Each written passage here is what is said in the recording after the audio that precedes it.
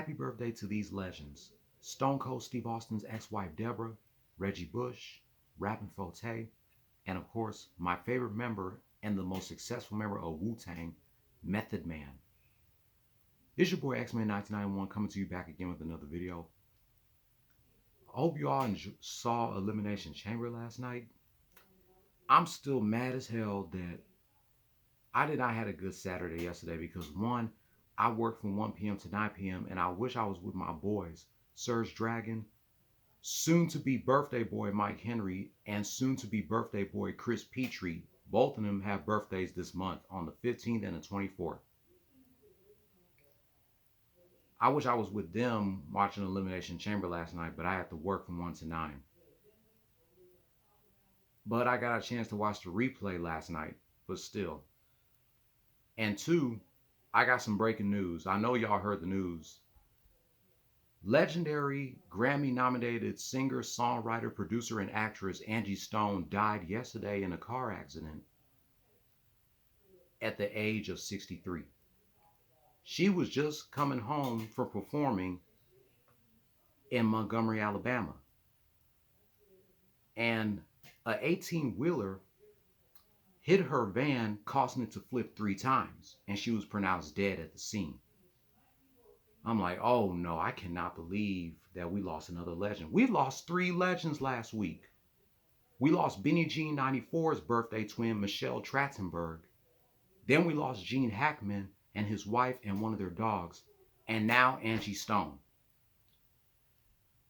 And we're already in a brand new month. And we have people dying already. We have way too many people dying already. And this is the month. This is what? The International Women's Month. And wow, Angie Stone's the first woman to die on International Women's Month. I just cannot believe it. Her daughter posted on Facebook saying, "My mommy is gone." And I know she and her son are shocked. Now we lost another legend who was born on December 18th. First DMX and now Angie Stone. So let's go ahead and bow our heads in a moment of silence for Angie Stone before I finish the rest of this rant. She's definitely going to be missed. My top 3 songs by her are Baby featuring Betty Wright, Brother, and of course, No More Rain in This Cloud. Rest in peace to Angie Stone. Angie Stone, she's definitely going to be missed. December 18th, 1961 to March 1st, 2025.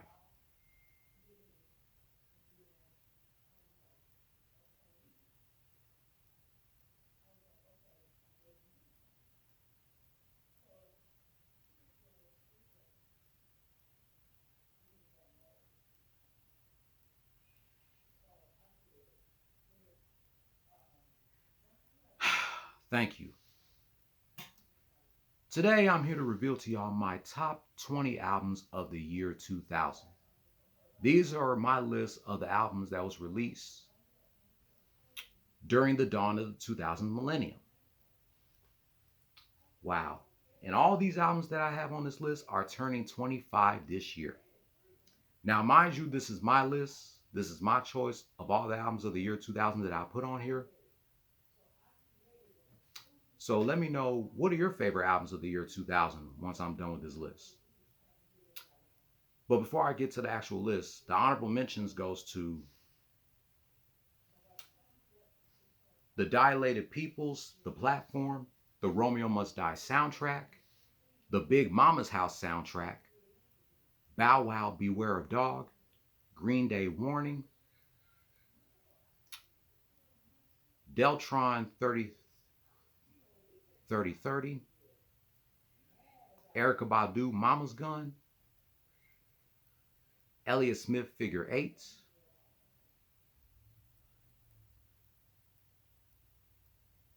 and those pretty much are my honorable mentions. Give me 1 second.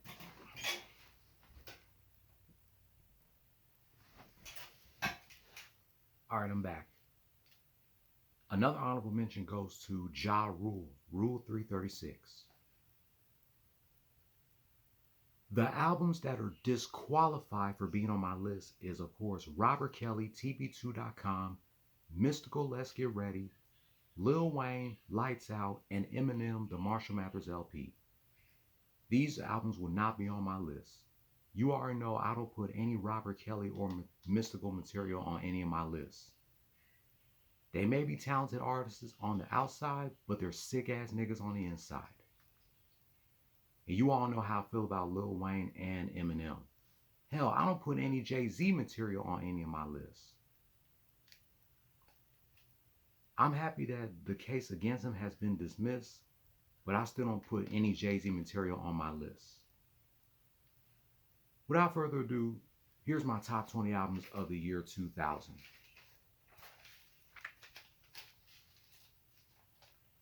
Starting at number 20, M.O.P. Warriors. This was the duo's fourth album and their first to be released in the 2000s. Of course, it has their biggest hit, Ante Up, G Warrior, G Building, and of course, my favorite song of all time by M.O.P., Cold as Ice. Of course, we know they did the remix of Ante Up with Busta Rhymes and Remy Ma.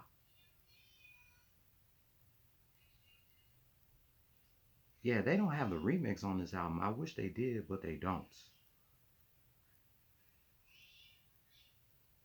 But this is definitely an underrated album by M.O.P. This album was released the day before Beanie Jean's 6th birthday, October 10th, 2000, and 3 weeks before Halloween. I can't wait to celebrate 25 years of this album. M.O.P. is definitely an underrated duo. I'm glad to have their album in my top 20.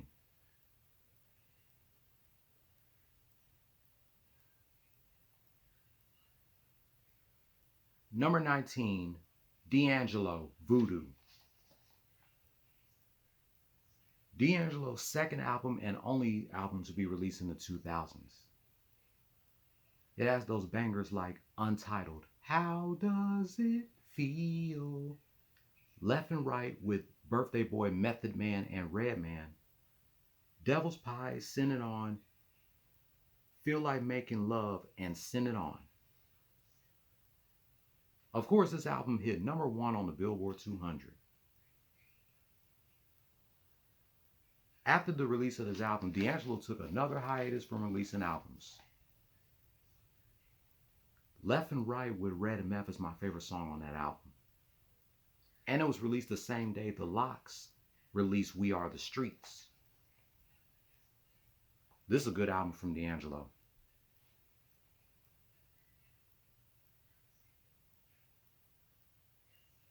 Number 18, Lovers Rock by Sade.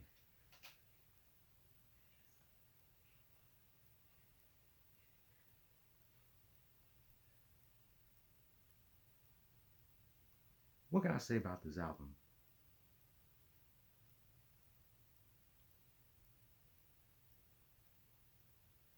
By Sade. It's definitely one of the best R&B albums of 2000.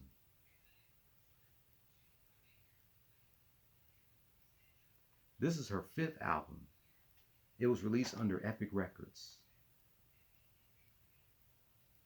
It earned a Grammy in the 2002 Grammys for Grammy.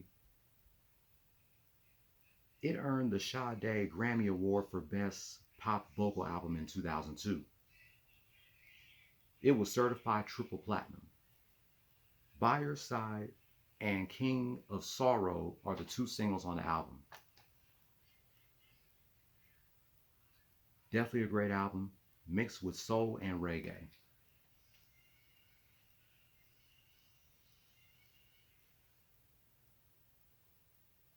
Number 17, The Jurassic 5, Quality Control.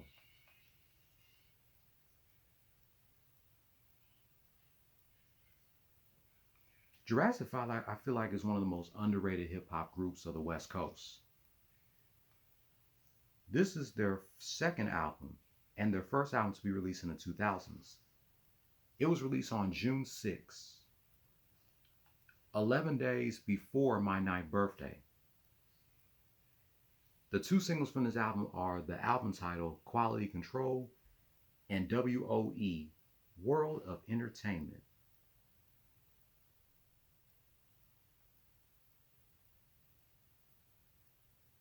This album was certified gold. It should have been certified platinum. But it was still a good album nonetheless.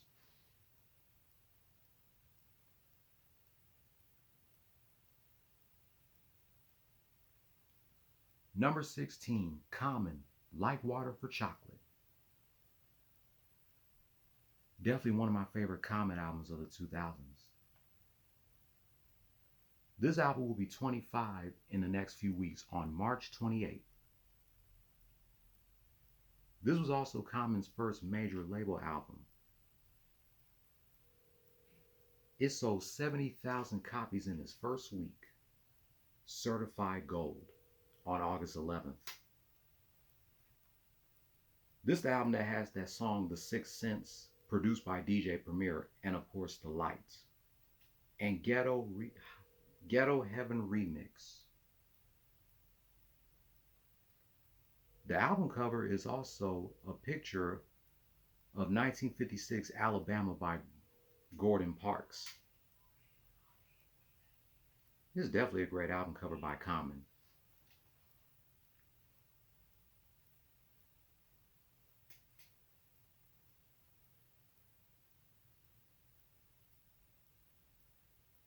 But anyway, it's still a good album.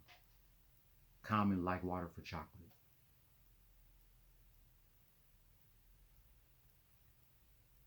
Number 15, Killa Cam, Sports, Drugs, and Entertainment. Out of all the albums that Cam made, this is my favorite album by him. As much as I like his other albums like Killer Season, Purple Haze, Come Home With Me, and Confessions of Fire, Sports, Drugs, Entertainment is my favorite Cam album. And my favorite song off the album is Losing Weight with Prodigy. Back then, I didn't know Cam and P did a song together, and they both released albums 2 months apart in 2000. I feel like he should have had Havoc on the song too, but hey, at least he had Prodigy on the song. Out of all the albums that Cam made, Sports, Drugs, and Entertainment is my favorite album by him, without a doubt.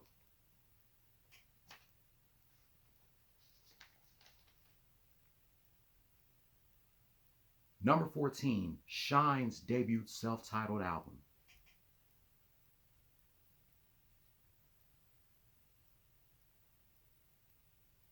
This was definitely a great album by Shine. This was released nearly a year before he had to serve 10 years in prison. It has those two singles, Bonnie and Shine, and of course, Bad Boy. It was released on September 26th of 2000, the same day Bow Wow released his debut album, Beware of Dog.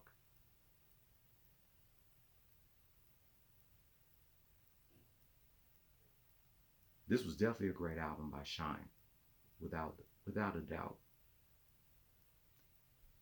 But it sucks that nigga Diddy did him dirty.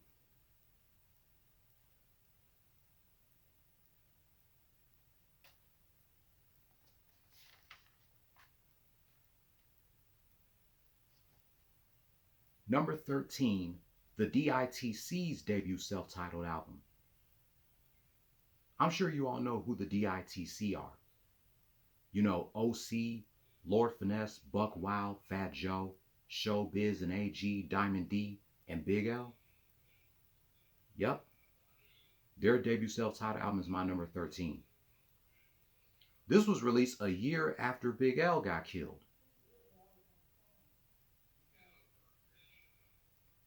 And I like the song that they did for tribute to Big L. It's called Tribute.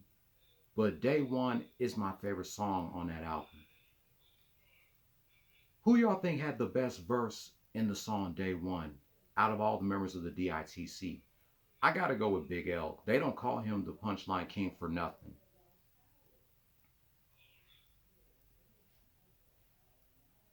Without a doubt. Big L had the best verse in that song.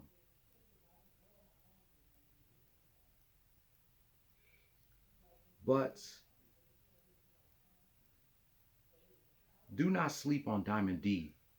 My favorite line from him when he said, exclamation point, quotation, comma. Like, come on, bro. Don't sleep on that line by Diamond D.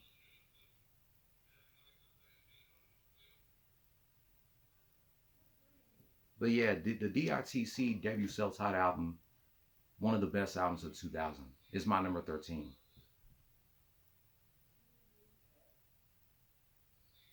Number 12, Nelly Country Grammar.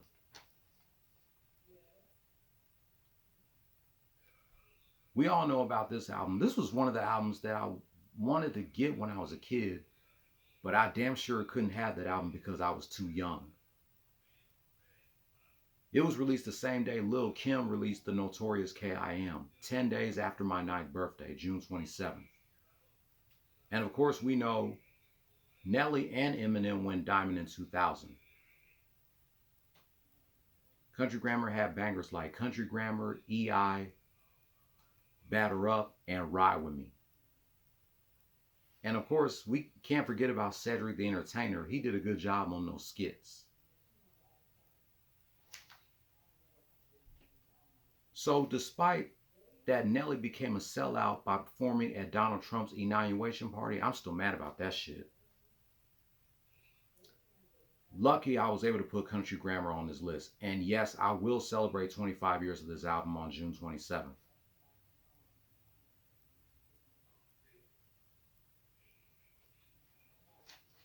Number 11, Ludacris, Back for the First Time. This was Luda's first major label album. His first album, Incognito, was just an independent album, but Back for the First Time was his first album under a big label, Def Jam. Def Jam South, since he is from Atlanta. It has bangers like Ho, What's Your Fantasy, Southern Hospitality. He even has the remix of What's Your Fantasy on the album. I can't wait to celebrate 25 years of this album in October. This was released 2 weeks before Halloween, October 17th. It's definitely a great album by Luda. Now, are you ready for my top 10 albums of the year 2000? Number 10, Capone and Noreaga, The Reunion. After Capone was released from jail, he and Nori got back together and released this album, The Reunion.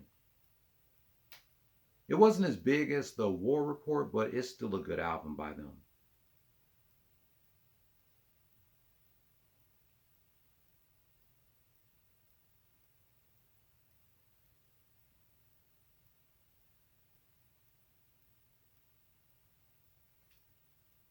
Yeah, but it did feature a number of well-received tracks, including Invincible, which was produced by DJ Premier. Big ups to Capone and Nori. I definitely like this album by them. They would not release another album until 9 years later in 2009. Because, of course, after the album was released, Capone was sent back to jail. And Nori continued on with his solo career.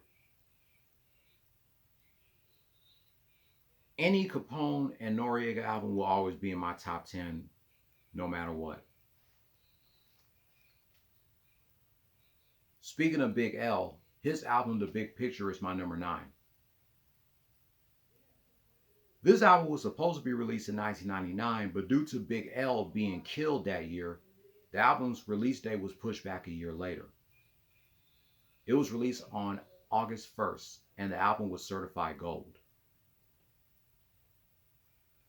It has good songs like The Enemy with Fat Joe, Deadly Combination with Tupac, Flamboyant.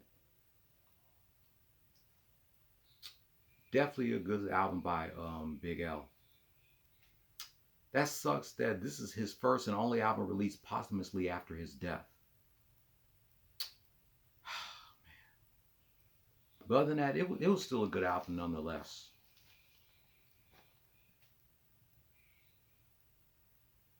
Number 8, Big Pun. Yeah, baby.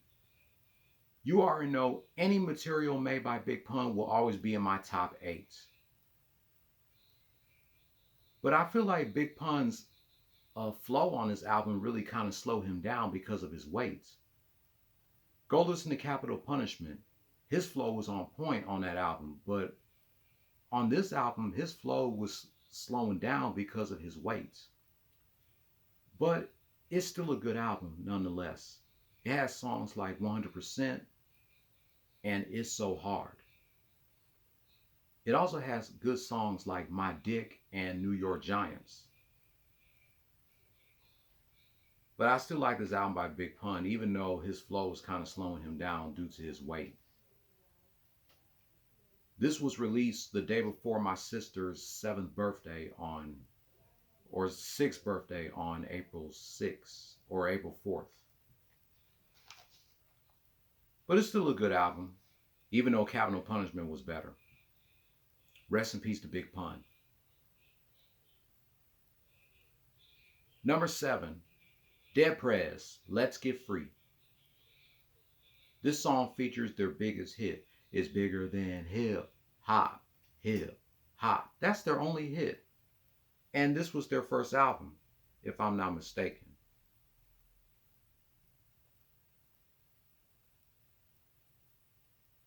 Yeah, this was definitely their first album under Loud Records. Loud Records is definitely one of the best record labels ever.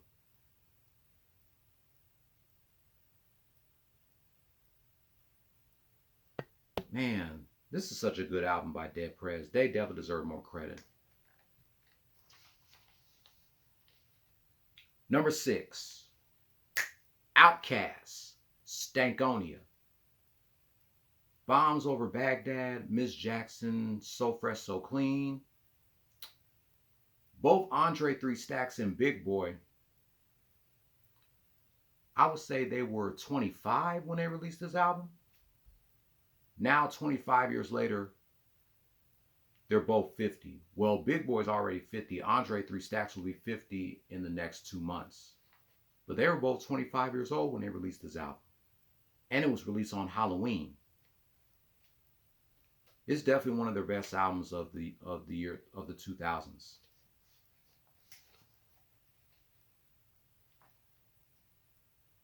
Now it's time for my top 5 albums of the year 2000.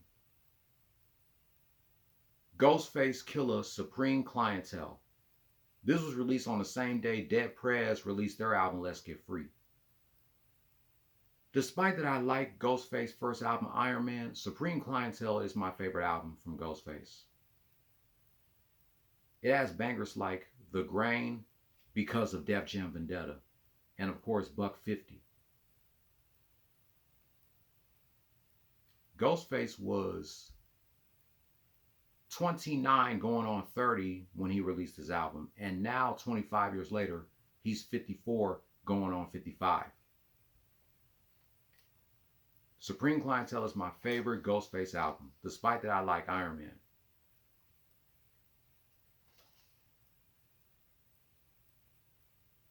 Number 4, Wu-Tang, The W. The group's first album to be released in the 2000s. And the last album to feature ODB, and the last Wu-Tang album released during ODB's lifetime before his death in 2004.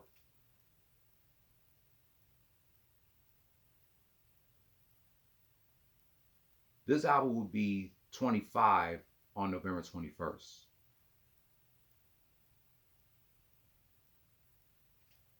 It has bangers like Protect Your Neck, The Jump Off, Gravel Pit, I Can't Go to Sleep, and Careful Click Click.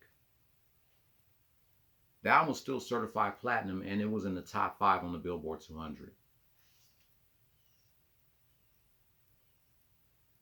It has guest appearances from Snoop, Nas, Redman, Junior Reid, Busta Rhymes, and the late Isaac Hayes.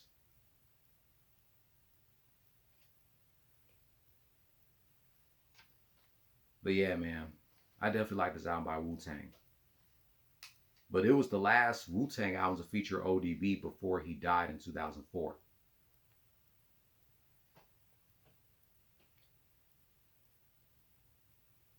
My top 3 albums of the year 2000. The Lox, We Are the Streets. The trio's first and only album under Ruff Ryders Entertainment. That definitely has a lot of bangers like Blood Pressure, Fuck You, Wild Out, Ride or Die Chick. That's the clean version. Ride or Die Bitch is the dirty version. And of course, my favorite, Recognize, also produced by DJ Premier. This is definitely a great album by The Lox. It's my favorite. As much as I like Money, Power, Respect, We Are the Streets is my favorite Lox album. Definitely. And it was released the same day D'Angelo released Voodoo. After the release of We Are the Streets, the Lox took a long hiatus from releasing albums together, and they focused on their solo careers. I had to put this in my top 3. It's my favorite album by the Lox, definitely. Now I had an argument on which of these albums should I put at number 2 and which one should I put at number 1. I was this close to putting this album at number 1, but I have it at number 2. Prodigy, H&IC is my number 2. Keep It Thorough, Dealt with the Bullshit, has a lot of bangers. And of course, my all-time favorite, You Can Never Feel My Pain. This when he was talking about his battle with sickle cell. T-Boz from TLC was going to be featured on this song because she also has sickle cell, but the label that TLC was signed to wouldn't allow her to do that. That would have been cool if they would have let T-Boz be featured on that song, You Can Never Feel My Pain by Prodigy. And it would have been cool if they made a music video out of it. But, dang. This was also his first album under the H&IC trilogy. And it was released a week or two after P's 26th birthday. And this was also released under Loud Records.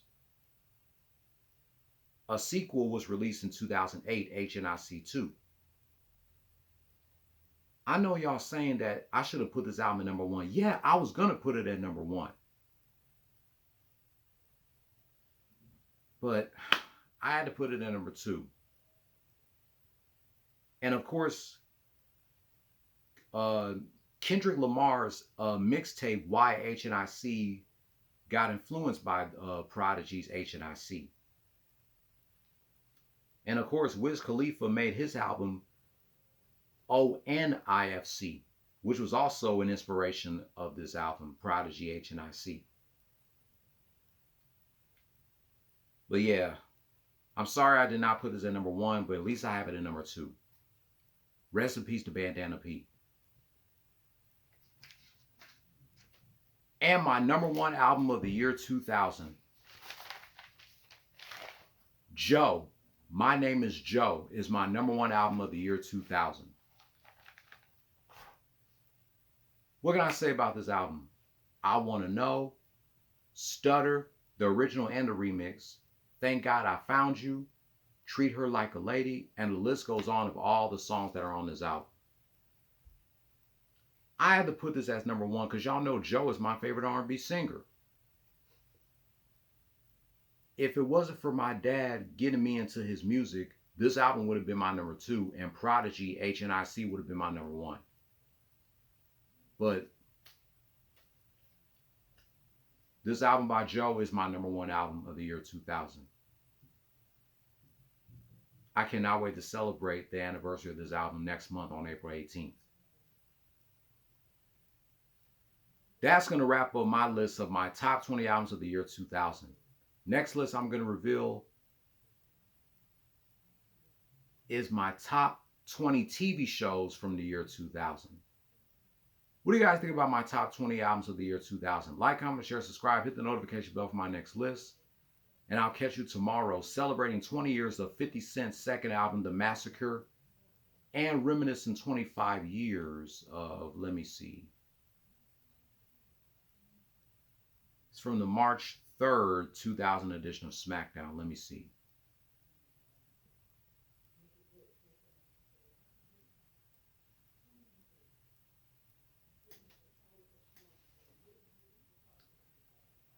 Oh, okay. I found it. The Rock versus Kurt Angle. Oh no. Let me see.